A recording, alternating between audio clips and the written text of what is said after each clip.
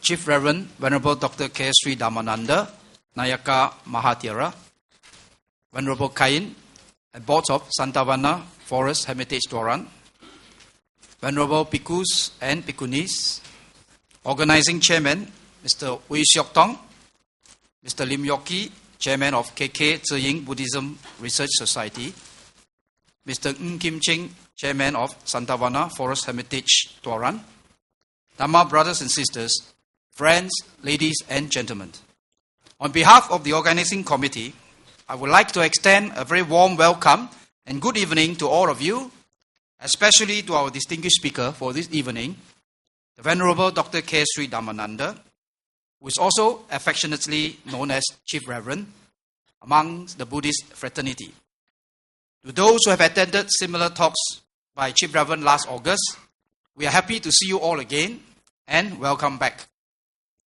We are indeed very happy, honored and fortunate that Chief Reverend has again compassionately consented to return to Sabah for another 2 public talks in Kota Kinabalu. This is despite the difficulty Chief Reverend is having with his vocal cords. The theme for the 2 public talks is Religious Understanding and Tolerance for World Peace, which intends to dispel any misunderstanding on the noble teachings of the Buddha and to promote human values and inter-religious harmony among people of different religious background. Thus, tonight, the Chief Reverend will speak to us on why do we need a religion. Chief Reverend will speak on the Buddhist concept of God tomorrow night at 7:30 p.m. in this hall. Ladies and gentlemen, Chief Reverend is no stranger and has been to Sabah on several occasions over the last 2 decades. Permit me, Venerable Sir, to give a brief introduction of your good self to those who are interested to know more about you and your work. Chief Reverend was ordained as a novice monk in Kirindi Vihara at the age of 12 and given the name Dhammananda, which means one who experiences happiness through the Dhamma or Buddha's teaching. At age 22, Chief Reverend received his higher ordination, Upasampada. Chief Reverend holds numerous diplomas, master's degrees, and honorary doctorate degrees in linguistic, philosophy, Pali, Sanskrit, Sinhalese, and Indian philosophy from the following universities: the Dhamma Buddhist University and University of Oriental Studies in USA, the Pali and Buddhist University of Sri Lanka, Nalanda University and Benares Hindu University in India, and Maha Chulalongkorn University in Thailand. Chief Reverend is a senior religious advisor for the World Buddhist Sangha Council. Chief Reverend is also the patron and religious advisor to numerous Buddhist organizations in Malaysia, including being the religious advisor for the Buddhist Missionary Society in Brickfields, Kuala Lumpur, and Buddhist Foundation for Sabah and Federal Territory of Labuan. Chief Reverend strongly subscribes to interfaith activities. In the 1960s, Chief Reverend was active in the Malaysian Interreligious Organization, which aimed to promote religious harmony among Malaysians of various religious denominations. In 1984, together with a few prominent co-religionists, Chief Reverend helped to establish the Consultative Council on Buddhism, Christianity, Hinduism, and Sikhism. Besides encouraging greater dialogue among the non-Islamic religionists in Malaysia, the Council also presents the views of non-Muslim communities to the government. As a senior leader in the Council, he discusses and organizes dialogue sessions with leaders of other religious groups in the country. For his invaluable services and contributions towards promoting interreligious understanding and tolerance in Malaysia, Chief Reverend was awarded the Johan Setia Mahkota, JSM, by His Majesty, the Yang di-Pertuan Agong Sultan Aslan Shah in 1991. Chief Reverend also received numerous awards in recognition of his work, and one of them is the title of Aga Mahapandita from Myanmar, which is a title given to a great learned person. Chief Reverend is a much sought-after speaker and has selflessly and tirelessly dedicated most of his life to propagating the Dhamma freely and indiscriminately, regardless of race, religion, or sect. Chief Reverend has written more than 55 books and numerous articles on Buddhism, which are very popular and much read in many parts of the world. Many who had read Chief Reverend's books found great benefits through the application of the Buddha's teachings which was simply and clearly explained and illustrated with current-day examples by Chief Reverend. Chief Reverend deliberately approached many of his writings in a manner easily understood by the laity. I'm sure many of you are sitting here anxiously waiting for me to shut up, so that Chief Reverend can commence his talk tonight. Venerable monks and venerable nuns, dear devotees, first of all, I had to express my sincere gratitude for having invited me to come and deliver another talk in this year. I cannot guarantee for my voice. 2 days ago, I have completely lost my voice. I was about to telephone here to cancel this talk. Then I went to see a doctor. Well, he gave me a few antibiotics and few tablets. Now voice is coming up slowly, but I cannot guarantee. Please forgive me. Well, the topics that we are going to discuss tonight. Why do we need a religion? We means humans. Because among the 31 groups of different kinds of living beings in this universe, only human beings have a religion. Others have no religion at all. That is why it is important.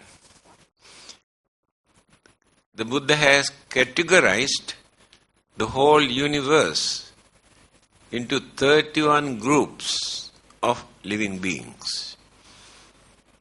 Hell, a spirit, ghost, animals, humans are then divine beings, 6 kinds.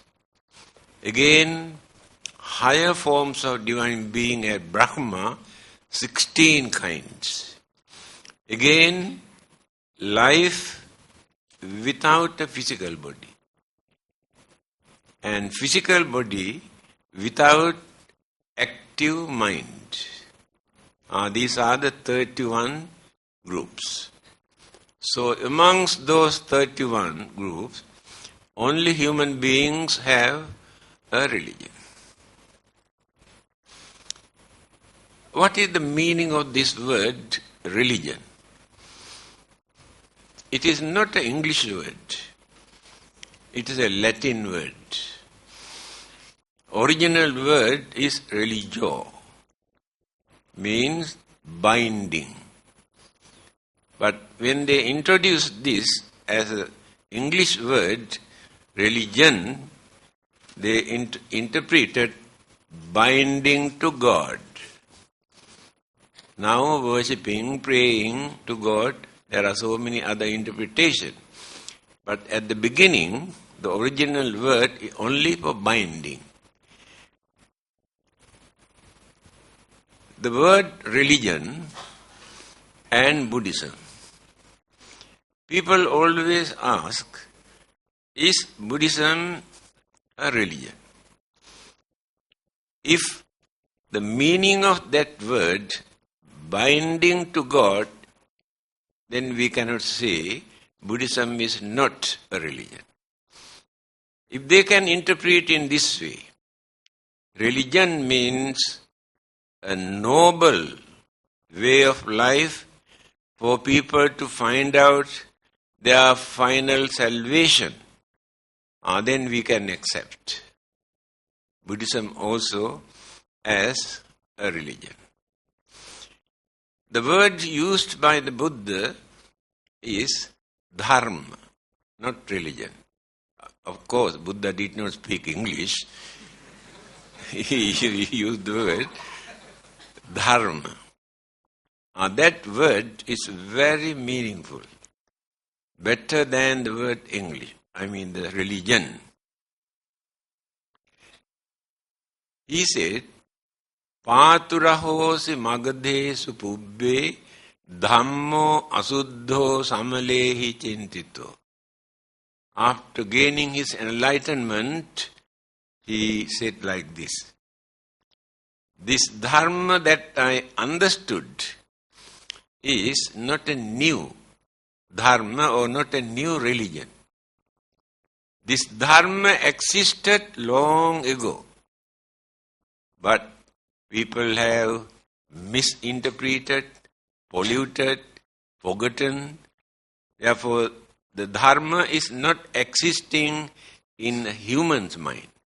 Dharma exists, but not existing in the human's mind. That is why the Buddhas will appear from time to time to reveal, to remind humane qualities, human values, human intelligence, and how to practice a religion with human dignity, without becoming slaves, either to God or to Buddha or religion.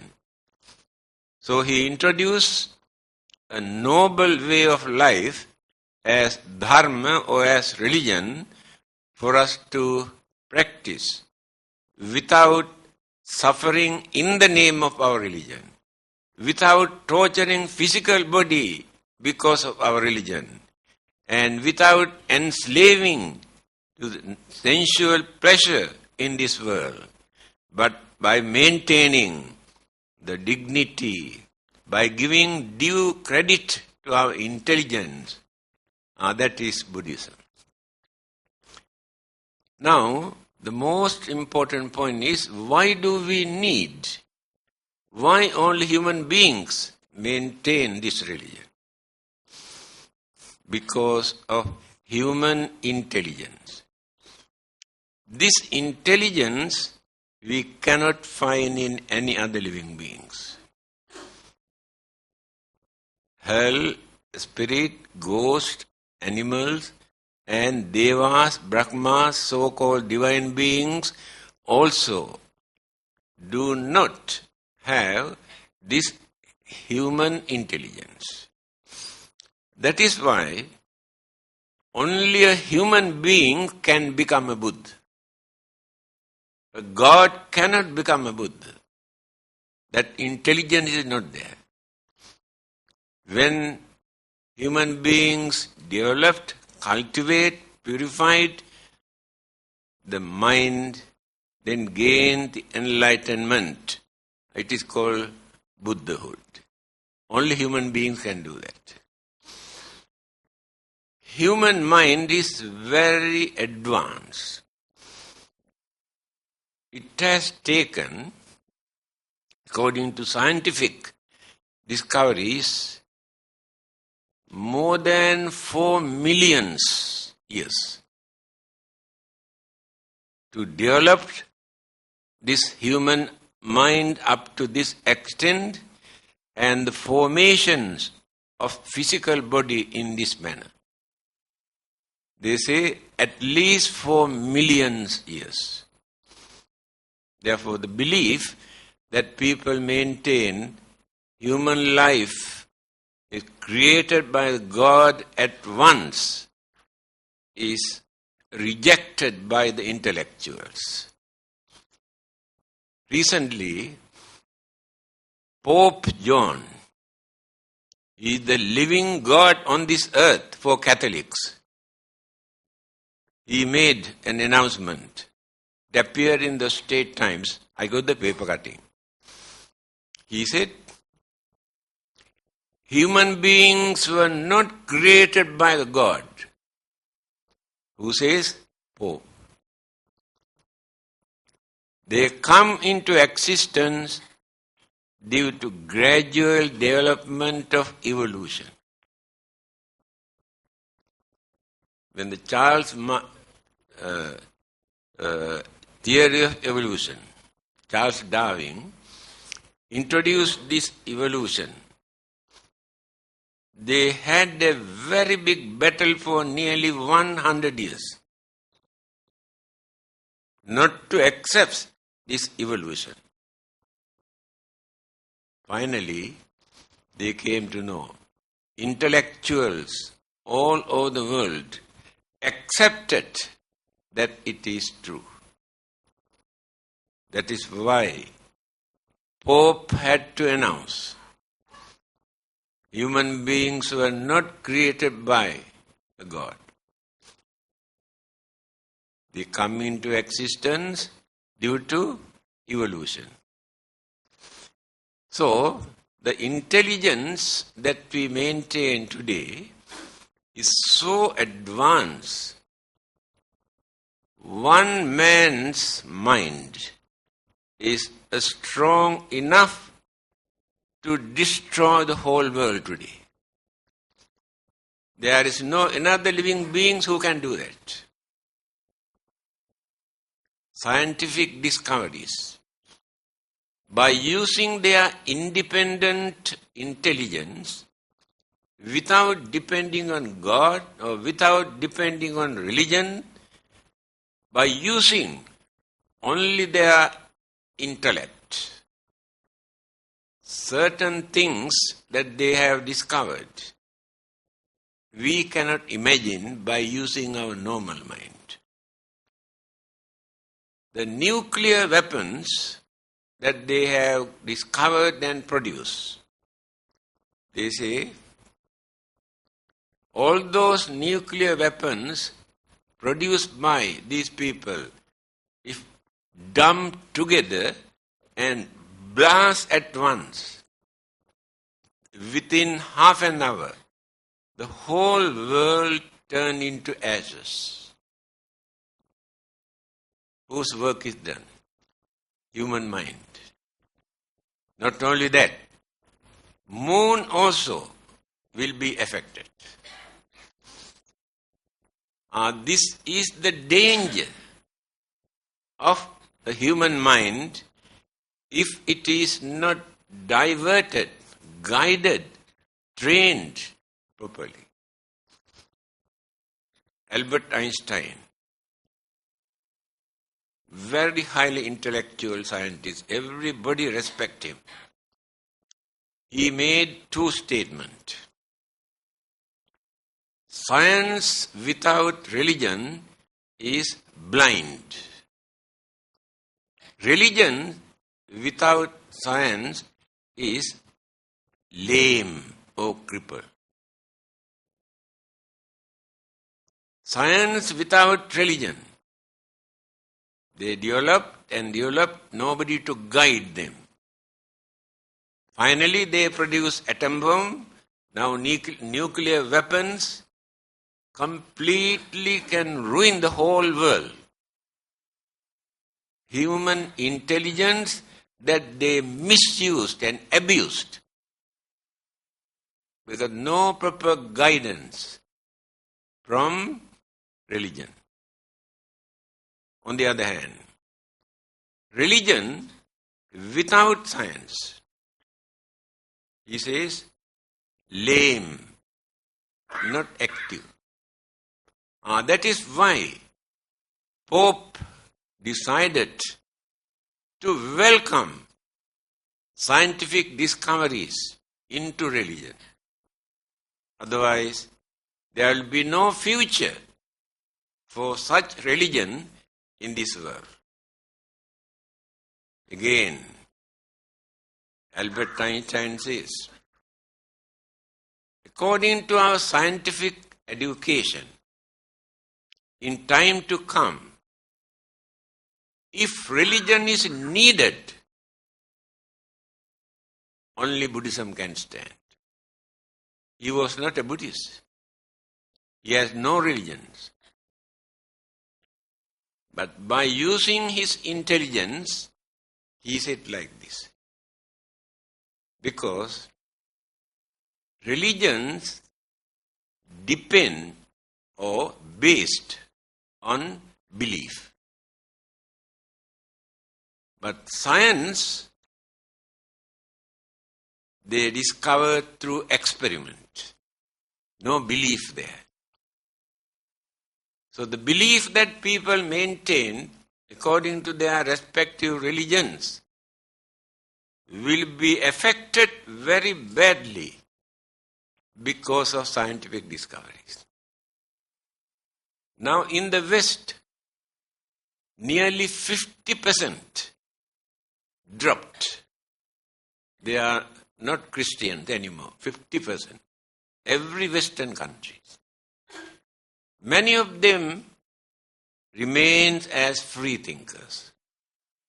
Some of them approach Buddhism. In England, Buddhism is the second religion in that country. There are 400 Buddhist centers in England. There are 2,000 Buddhist centers in America. Fast growing religion. Why? The religion that appeal to intellectuals' mind who have developed their scientific knowledge. There is nothing for them to disagree with the teachings of the Buddha according to their discoveries. So far they could not utter even one word against the teachings of the Buddha. Scientific. So, why religion is needed? Human beings can become the most cruel, the most wicked, the most cunning, the most selfish living being in this universe. Others cannot develop those mental attitudes up to such extent. On the other hand, only human beings can cultivate sympathy, kindness, compassion, honesty, patience, tolerance, harmony, unity, understanding. Religion is important to cultivate these good qualities in that human mind. Otherwise, religion does not mean, or the purpose of religion is not for us to worship and pray and to perform all these rites and rituals and ceremonies and burning all sort of things in the name of religion. There is no religion there. We cannot say those who pray so many times a day are religious people. We cannot say those who spend millions of dollars for rites and rituals in the name of religion that they are religious people. From the Buddhist point of view, when the Buddha was about to pass away, so many people assembled with flowers to offer and pay respect. The disciple, Venerable Ananda, advised them not to come and disturb the Buddha at this moment. The Buddha overheard. Then asked Ananda, why? What is happening? Then he told, there are so many people who are waiting to come and offer flowers and pay respect to you, having heard that you are going to pass away. You know what the Buddha said? Ask them to go back. They cannot pay respect to the Buddha by offering flowers and by worshipping. Ask them to go back and practice at least one of the advices given by the Buddha. Then they really respect the Buddha. Now here you can understand who the Buddha is. He never asked anybody to come and pray and worship. Never. One of the disciples every day come in front of the Buddha and watching, just like watching televisions. So the Buddha asked, his name is Vakkali. Vakkali, what are you doing here? Then he said, Venerable Sir, when I look at your serenity, features, complexion, gives me a lot of happiness. Then what the Buddha says in his own language. Kinte vakkali imina putikayena duggandena sarirena. Vakkali, by watching this dirty, filthy, impermanent physical body, what do you gain? Nothing. You entertain your emotion. You never gain knowledge or understanding or purity just because you enjoy by entertaining your emotion. Then he said, Yo dhammang passati, so mang passati. One who sees the Dharma taught by me, through this Dharma, they can see the Buddha. Not through the physical body. Physical body is not the Buddha. There is no difference whatsoever. Your physical body and my physical body and the physical body of the Buddha. There is no difference. Enlightenment is not in the physical body. That is why he said, by watching this body, what do you gain? But if we can understand what the Buddha taught, then you can see the real Buddha in your mind. You create the real Buddha in your mind. Therefore, don't depend on this physical body. So he did not encourage even to respect, to worship his physical body. So, the main purpose is to cultivate, to develop, to purify the mind. Not worshipping and praying and performing all sort of rite and rituals. One day, when the Buddha was going somewhere, he met a Brahmin. Brahmin means Brahmana. Hindu priests and teachers, and they are the high caste people in India. He met the Buddha. He could not understand actually whether this is a human being, because he has never seen such human figure. He approached the Buddha and asked, may I know whether you are a god? The Buddha says, no, I am not a god. Many others try to say they are God or son of God.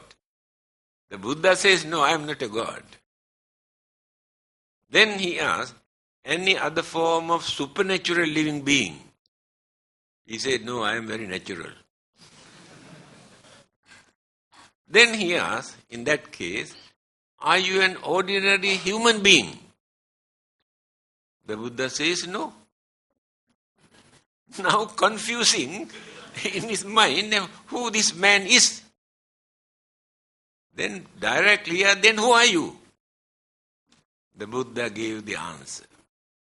This self-introduction is very important for us to understand who the Buddha is. Now, if anybody come and ask, you worship, you believe, you follow the Buddha, can you tell me actually who this Buddha is? Can you explain? You may say something, but you do not know who the Buddha is.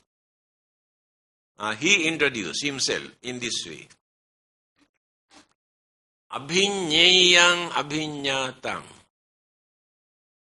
I understood everything that which exists in this world. How did he do that? Not within one lifetime. He went on developing, cultivating his mind, life after life, such a long period. Developed the mind up to the maximum level. That's why he say, I understood everything that exists in this world. Bhave tabbancha bhavitam. I have practiced all the great qualities, virtues, principles and morals and anything which is good. I have practiced. Pahatabbang pahinang me. I have uprooted or eradicated all evil thoughts, words and action. Completely eradicated. Now we can understand the difficulty. In our case, very minor impurity in our mind, jealousy. We know very well we never gain anything by harboring jealousy. But we cannot drop it. We maintain this jealousy in our mind. And what about anger? What about greed? What about selfishness? He could manage to drop one by one, everything until he completely purified the mind. Tasma buddhosmi brahmana. Therefore, I am not a god, not a supernatural living being, not an ordinary man. I am the Buddha. This is the meaning of the word Buddha. I repeat, one who has understood this knowledge is not given by God. Through his own effort, life after life, he went on developing and developing. He understood. Then he practiced all the great qualities, virtues, principles and morals. Then eradicated all the evil thoughts, word, action. Then he gained enlightenment. This word enlightenment very loosely we use. The real meaning of enlightenment is this. One who understood everything, one who cultivated all the great qualities, virtues, one who has eradicated all the evil, wicked, harmful things, then gained the enlightenment. This is the real meaning of the Buddha. We follow his guidance, advice given by the Buddha. Not as religious law, not as commandment, not because of punishment, but by knowing why these things are bad, why these things are good. Not because God revealed to us, these things are bad, don't do, otherwise I'll punish you. These things are good, you must do, otherwise I cannot take you to heaven. There is no such teaching in Buddhism. Recently, I was invited to give a Buddhist talk in a Catholic church. Occasionally they invite us, and we invite them also. After my talk, somebody asked this question. You say Buddha says like this, and we say Jesus says like this. Who is correct? Then I told him, my dear friend, you can forget your Jesus. I can forget the Buddha. Use our common sense. Use our common sense. Then we can understand who is right, who is wrong, what is right, what is wrong. Example. The Buddha says we should not steal. Jesus says, thou shalt not steal. Do you think without Buddha, without Jesus, we cannot understand that stealing is bad? Why don't you depend on them to understand that it is bad? That is the Buddha's way of teaching. Through your own experience, through your understanding, you will come to know why it is bad. Example, he says, I advise you not to kill, not to destroy other living beings. If you cannot understand why it is bad, then when another person come and try to kill you, how do you feel? That experience is enough for you to understand why it is bad. Not necessary to say, Buddha says we should not kill. God says we should not kill. That is children's language. Understanding people, when maturity is there in our mind, sense of reasoning we had to develop.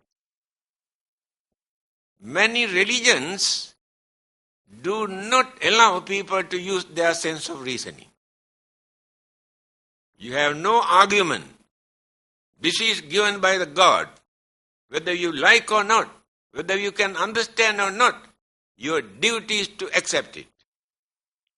Nothing to think. Must accept. What the Buddha says. Don't accept anything. What I said. Thinking Buddha is a great man. You never learn anything. You depend on Buddha, but you never learn anything. You have to think, you have to use your sense of reasoning, then you can understand. We have a thinking mind. Why we are called Manushya? Do you know the meaning? We, human beings, are called Manushya in so many languages. It's a Sanskrit word. Very meaningful word. Mana means mind. Manusya means one who can raise, develop, cultivate that mind. That living being is called Manushya. But other living beings, they too have a mind for their survival. They can use their mind to find out their food, their shelter, to protect their life and little bit of sensual pleasure. They cannot extend their mind further. Limited only for these people. It is mentioned very clearly in Sanskrit language. Ahara nidra bhaya maitunancha samanya metat pasubhir narana. Eating, sleeping, self-protection, and what you call sexual pleasure.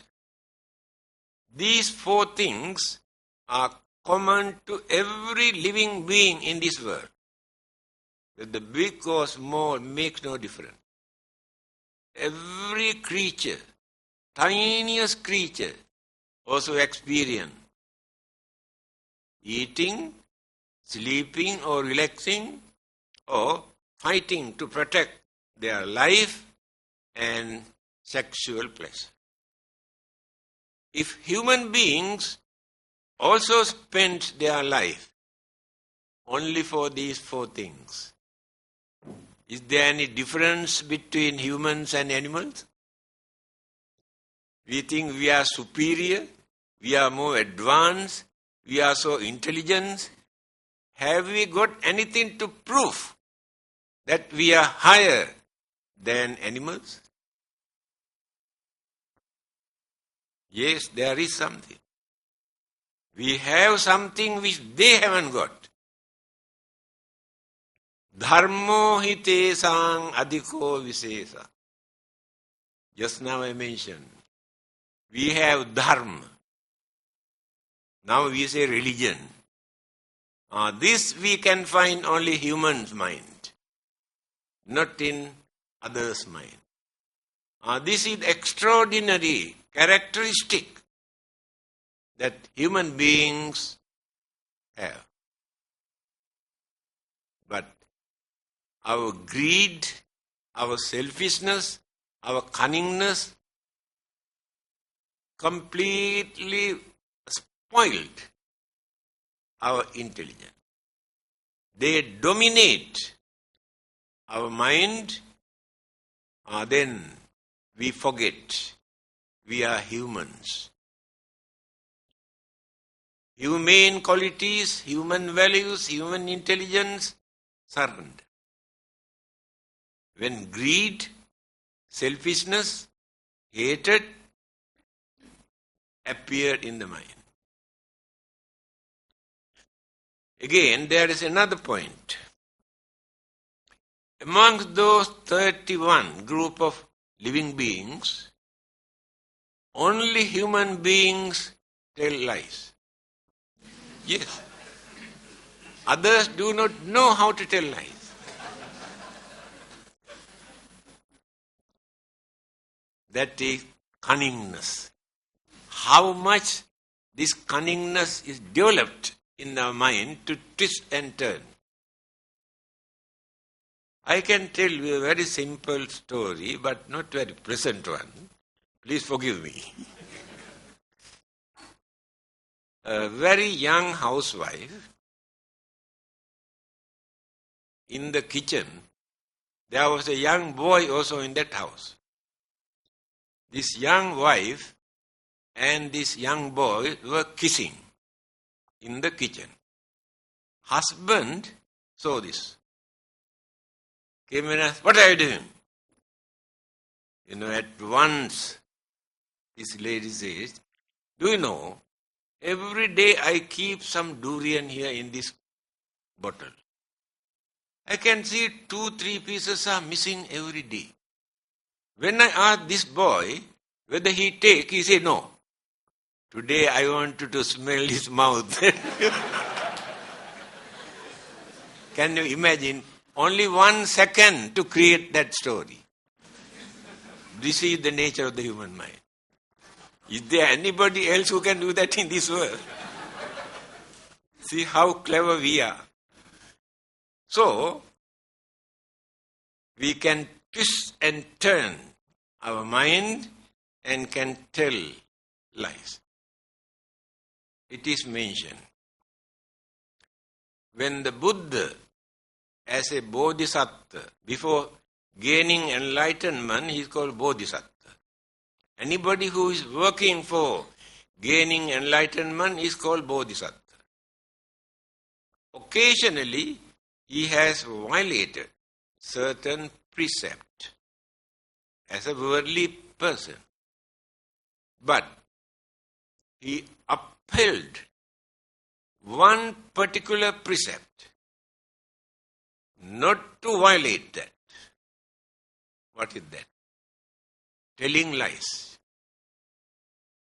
He tried his best not to break this. After gaining enlightenment, the words the Buddha has said came out from his holy, sacred mouth. The words are still effective. Last 2,500 years, people have been experiencing what sort of effect they had either by reciting or listening. The word come out from the Buddha's mouth. Same language. Disciples maintain the same language, the same word that the Buddha has spoken for 45 years. So these words are very effective because you are the only human beings on this earth who never uttered a lie. These are the special characteristics of the Buddha that people do not know. Some people say, when they say you are worshipping the Buddha, you say you are worshipping the devil. You see how narrow and how, low mentality that they have to say like this. You are worshipping the devil. Now, when we recite the precept, 5 precepts, before we start religious service, it is the customary religious practice. First, observe the 5 precepts. Then continue the religious service. Pānātipātā vēramani sikkhapadang samadhiyāmi adinnādāna vēramani sikkhapadang kāmesu miccācārā vēramani sikkhapadang musāvādā vēramani sikkhapadang surāmere majjapamadaṭṭhāna vēramani sikkhapadang. 5. I try my best not to kill, not to steal, not to have sexual misconduct, not to tell lies, not to take intoxicating drinks or drugs. These are the 5 basic religious principles for every Buddhist to observe. Do you know, in every religion, there are few basic religious principles. Now, Islam, they have 5 pillars. Belief in God, praying, fasting, charity, pilgrimage to Holy Land. 5. These are the 5 pillars in Islam. Christianity, they have 10 commandments. So the Buddhists observe these 5 principles. Sikkhapadang. This is the most important word there. I try to train my mind. Sikkhapada. I try to train my mind when that bad thought appear in my mind not to do this. This is the Buddhism. Not, this is given by the God, this is given by the Buddha, this is given by so and so. No. I train my mind not to do that. Knowing that it is bad, it is wicked, it is cruel, it is harmful, it is dangerous. I train my mind not to do that. That is the Buddhist principle. We cannot say, I cannot do that because Buddha says I cannot do it. I cannot eat this because Buddha says we cannot do it. This is small children's language. Children say, Papa say, I cannot go there. If I go there, he will beat me. Mommy say, I cannot eat this, he will beat me. The same language. We are adult. We have maturity. We have sense of reasoning in our mind. Without misusing, abusing, without following anything blindly. Use your common sense, my dear friend. Not necessary to have religious label. Whether we are Buddhists or Christians or Hindus or Muslims, those labels are not important. Religion is not in their labels. That is why the whole world today is a battlefield because of religion. Religious label, not religious principles. I want to introduce my religion, egoism. My religion, our religion, but not religion. 2 religions introduced the same principles. But one religion tried to convert this into the other religion. But the same principle, two labels. So they are fighting for this label. They bring religion into the battlefield to justify, oh, it is our religion. They have polluted completely purity of religion. They try to show worshipping, praying so many times a day they are religious. But their cruelty, anger, jealousy, grudge and ill will, enmity, all the evil forces are boiling in their mind. Where is religion? What is the purpose of religion? Religion is for us to train our mind to live peacefully, without harming, without disturbing, developing our, what you call, harmony, understanding, and without violating the environment for others to suffer. If these qualities are not in our religion, there's no point of following any religion. Now there are free thinkers. They never say they are Buddhists or Christians or Muslims or Hindus. No label. But do you think they behave as barbarians?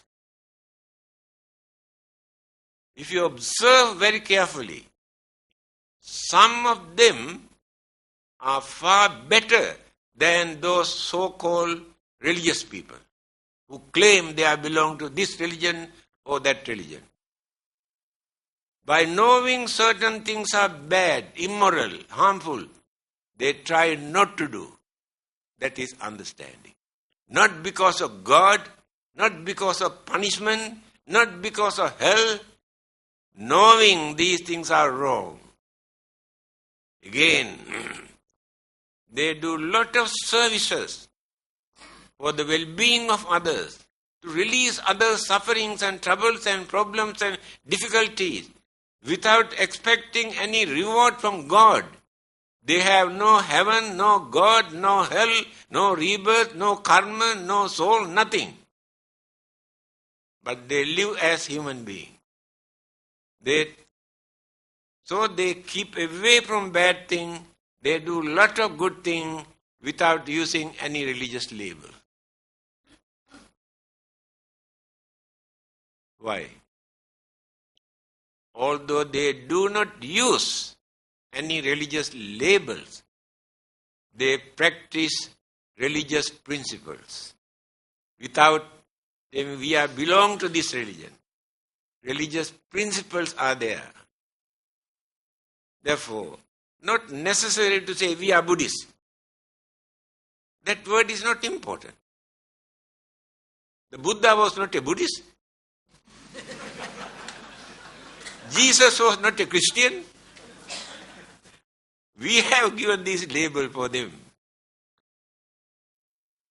We must try to be good, to do good as much as possible.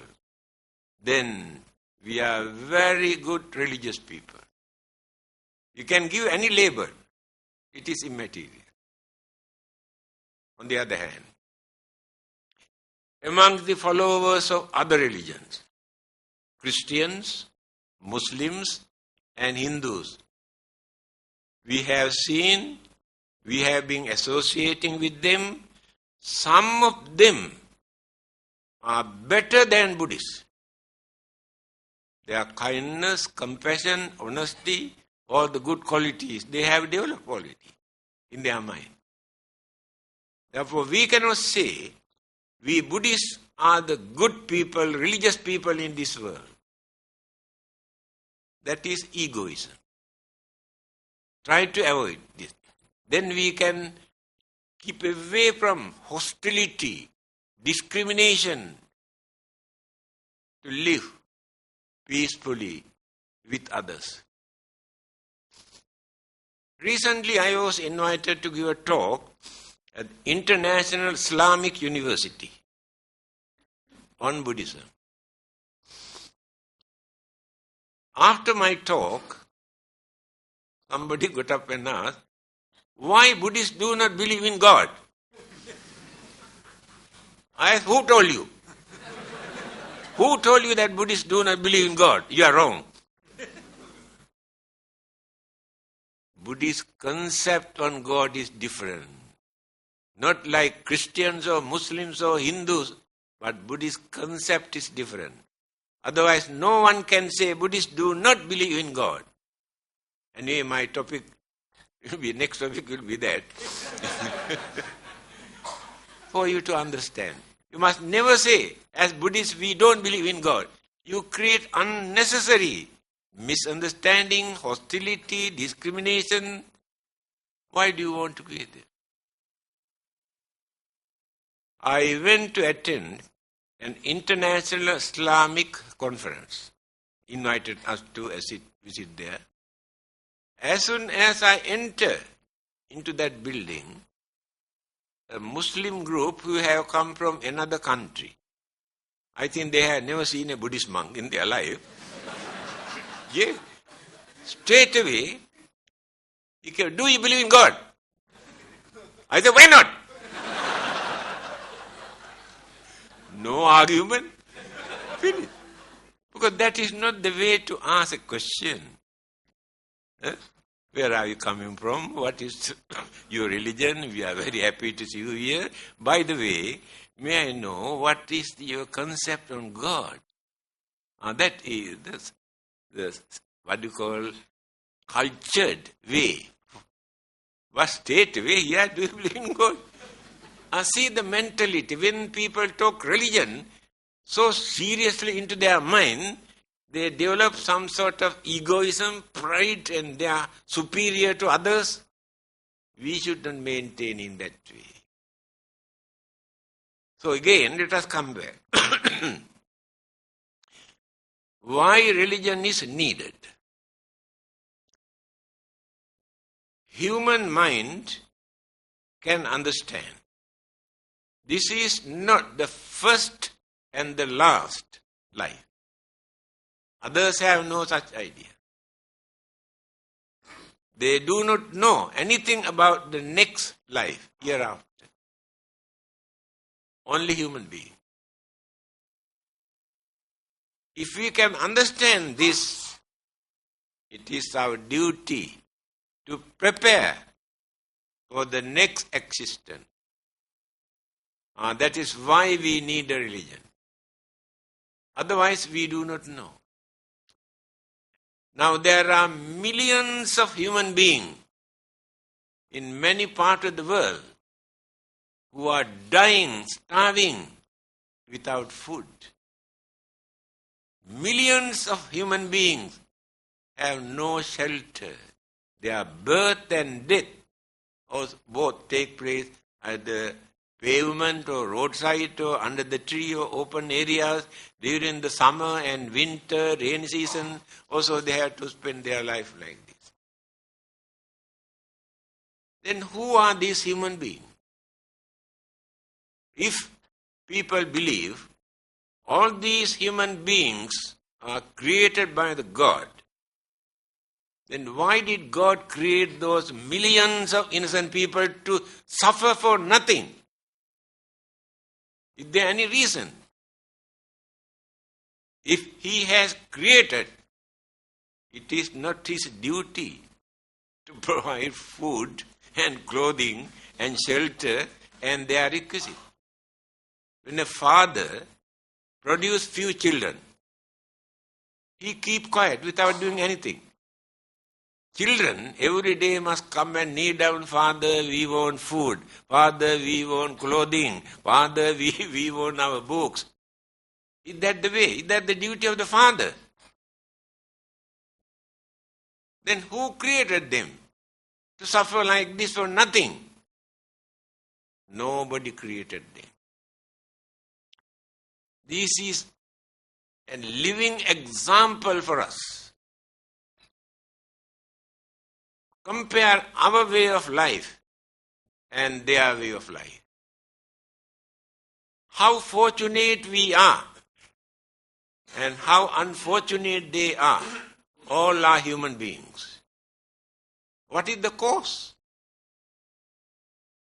No doubt, they had little bit of good karma to be born as humans. But they have not accumulated enough good karma for them to experience in their next existence. That is the good lesson for all of us.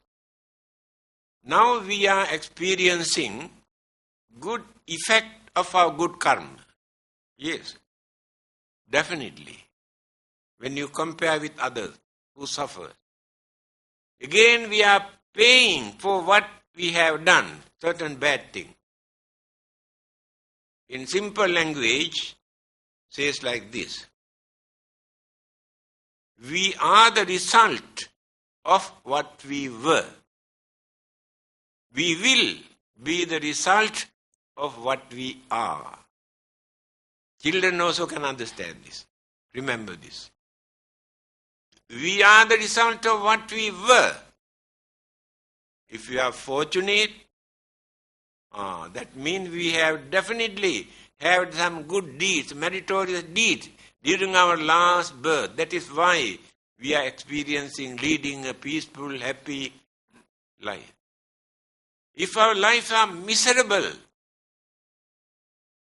they are the result of what we were. We have done certain bad, wicked, cruel things during the previous birth. We are paying for that. We will be the result